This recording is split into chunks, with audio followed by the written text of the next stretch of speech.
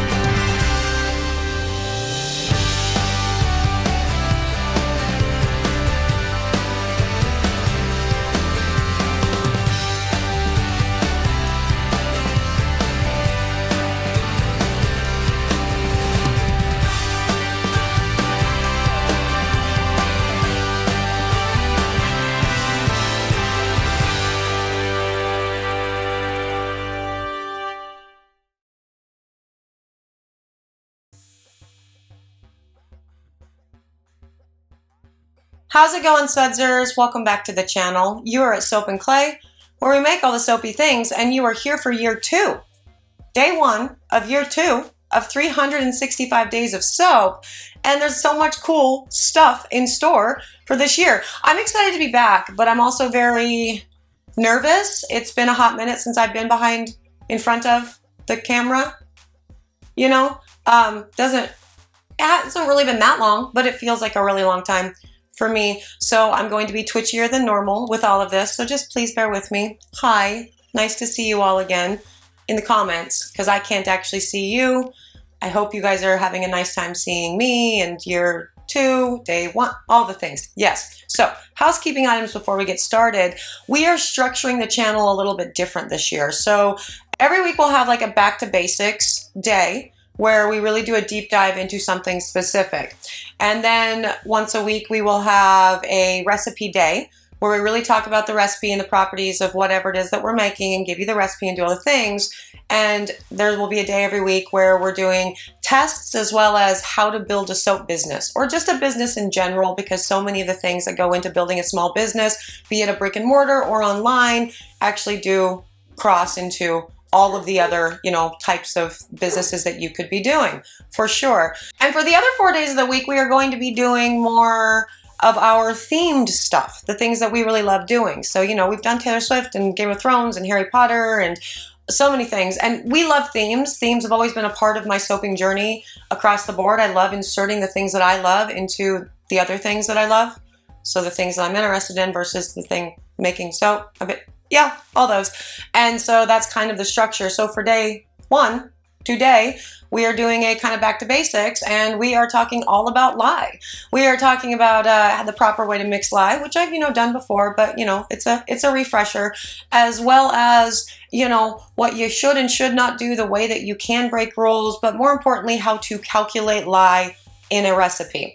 Now we are going to be going to a number of different websites that have saponification charts, as well as the websites that are most commonly used to formulate said recipes. So we should actually get to the video. We can talk more about it there, and I can decide whether or not all of this footage needs to be cut completely. So I usually point, let's go. Okay, everyone, we are back. It's year 2, and we are starting out with basics. And, first thing, buckle up for safety when you're dealing with lye, right? Need your goggles, gotta protect those eyes. You guys remember the video of me getting lye in my eye right before filming? That was fun. And also, you know, an apron to protect your clothes, or just, you know, an ugly shirt that you don't care about anymore. That works too. And the most important safety is gloves. Absolutely. Always, always use gloves while soaping. Like always, always. I don't know any reason when you would never, ever use gloves for soaping. So always do that. Now for this part here, I'm going to show you the real way, the proper way to measure out your lye, right? And that's going to be by actually measuring your lye out independent from your water and then pouring your lye into your water. Always water into a separate container, and then you pour the lye into that and not the other way around. Now, the reason for that is because I've showed you that in year one, I suppose. The reason for that is you don't want the potential for a lye volcano and things getting really bubbly and scary and bubbling out of the pot really quickly, and that can be scary. But also I have shown you the do's and don'ts of lye in year one, and you know, the way that you're supposed to do it, and then you know what happens when you do it the other way. So you know, check out that video too, for sure. Now I'm going to measure my lye or my water into the container and then pour the lye into that. With all of this, it is this particular recipe, we're going to do something a little bit different with, you know, the rest of the video here after I have shown you the proper way to put in lye. And in that, we're going to talk about this particular recipe and how to find how much lye you need, how to calculate how much lye you need for a recipe. Now, this particular recipe is a solid dish soap. So it is a 100% coconut oil soap with a 0% super fat. Now, that's actually a very interesting recipe formulation, as you know, you're going to see as we continue to, you know, do this thing, and I'm going to show you all of the different areas that you can look and the way that you can, you know, properly calculate everything by hand for your lye concentration. And you know, for the most part, I like to say, I mean, I do say all of the time, there are a lot of rules that can be broken in soap making, right? Like, after you get through your beginning soap making, you know, experiences, and you've sort of taken off the training wheels and you start experimenting, you start doing things, you will find that there are things you can not do, really. One of those things, actually, I got a question about my sleeves, and recently somebody asked why I don't wear long sleeves. Honestly, I don't wear long sleeves because my training wheels are off.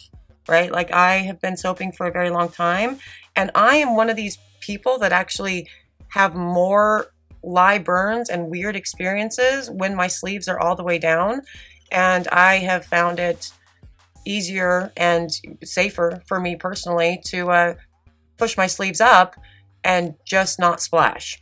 So that's something that I sort of learned along the way. But you know, first time soap makers, absolutely do your thing. And if you're always more comfortable putting long sleeves on, yeah, do that for sure. That's not one of the things that I do though anymore, because again, I used to get massive burns when my sleeves were down. And so I just learned to soap without splashing and push my sleeves up and out of the way, and no more lye burns. So, you know, that's been great. But let's move on to the, you know, meat of this video right now. Okay, now on to the actual making of the soap. Now, in normal circumstances, you would definitely take the lye and wait for it to cool down. This particular recipe, which I'm not showing you a whole lot of the actual making of because we're going to go do some screen captures and play around on the internet for a while, you will you don't need to actually let your lye cool, because I am doing a heat transfer method, which I pretty commonly do for my dish soaps. But it's a 100% coconut oil soap, right? And so here's the semi-solid coconut oil here that I'm pouring hot lye into to melt the coconut oil, and then do the mixy mix and the saponification or the emulsification and all that jazz from there. Now, determining how much lye you need I get that question a lot, and I guess that's something that's always very confusing for a lot of people, and I understand why. So let's go to some screen recordings here. Now here's the recipe, right? It's a 0% superfat with 5% scent load, so 5% of the oils, 38 ounces of coconut oil. Now there's a saponification chart on the interwebs that says coconut oil is 0.19. See there? 0.19. Yes. All right. Now, when I go, and so if it's 0.19, I'm going to take that amount of oil, that coconut oil in the recipe, which is 38 ounces, multiply it by that, which I get 7.22 ounces of lye. However, we have another saponification chart on the interwebs that says coconut oil is 0.18, which will give you 6.99 ounces of lye if you multiply that by the amount. Now, if you go to Brambleberry's site and you type in, I put a 0% superfat, 38 ounces of coconut oil, and the lye that it's giving us here is 6.76 ounces of lye. Okay, now you look up top though, actually, it auto-calculated in a safety net, essentially, superfat of 1%. Now, if you noticed with the rest of the things that were on the last two saponification charts, coconut oil actually has, that's kind of a high SAP. And so with this kind of does get kind of dangerous with this difference here. We have 6.76, 6.99, 7.22. So where do you go? Which one is right? Now we'll go over to soap calc, and we'll do it in soap calc as well. So we're doing 38 ounces of coconut oil with a 0% superfat, NaOH. Sodium hydroxide is selected. That is good. No superfat. All we want is the coconut oil, and let's see what soap calc gives us. Now, I tend to not pay much attention to soap calc across the board as far as the INS numbers, because as soon as we calculate this recipe, we're going to see that the lye is 6.96 ounces of lye for that. Cool. But then you look down at the INS numbers, and this looks like a horrible bar of soap, right? It's overly hard, it's overly drying, it's not conditioning, it's very, very bubbling, and the total INS is 258. Which is why I don't really pay attention to this. Because, again, this is a dish soap. It's meant to be super duper bubbly. And also, I have not found that it's overly drying to the skin. But, granted, soap actually reacts and works differently in different parts of the world based on your water and all of that jazz. So, again, with all of this, we have kind of a spread here between how much lye you need to actually use for this particular recipe. And again, since you're working with a 0% superfat, that actually can be kind of dangerous. And so, you know, what does this all mean? Why is there a spread? Well, one of the reasons why there's a range in saponification values is just based on the way that oils were processed, where they come from, different batches, all of that jazz. And so as a result, the saponification values will be a little bit different. So what do we do? Whose recipe do we use? And how can we trust, you know, which one is the right one, really? So yeah, formulating your recipe by hand, very, very easy. Again, you need your saponification chart, and you multiply that by the amount of that number, by the amount of that oil, to get that amount of lye that you need for that particular oil in your recipe. And then superfat we will definitely talk about. Again, we are not superfatting this one. As a beginner though, if you are new to soap making, I would always recommend using a calculator. And I would honestly recommend using Brambleberry's calculator until you really get your feet under you, because they do actually provide a pretty good buffer zone for all of your soap calculations, whereas soap calc might freak you out. But yeah, there's some lye basics. And there you have it, all things lye. Yeah, so when you are dealing with saponification charts on the interwebs, especially when it's like an oil like coconut oil that has a pretty high saponification number, right?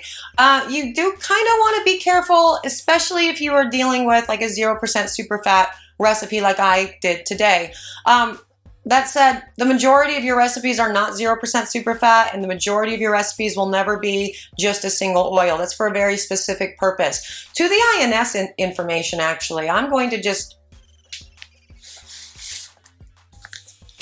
I really actually do love this book. I think I may have talked about it in the video. If not, I'm talking about it now. This is a book called Essentially Soap. It's by Dr. McDaniel, which, you know, kind of makes me happy because I knew a Dr. McDaniel growing up and he was delightful.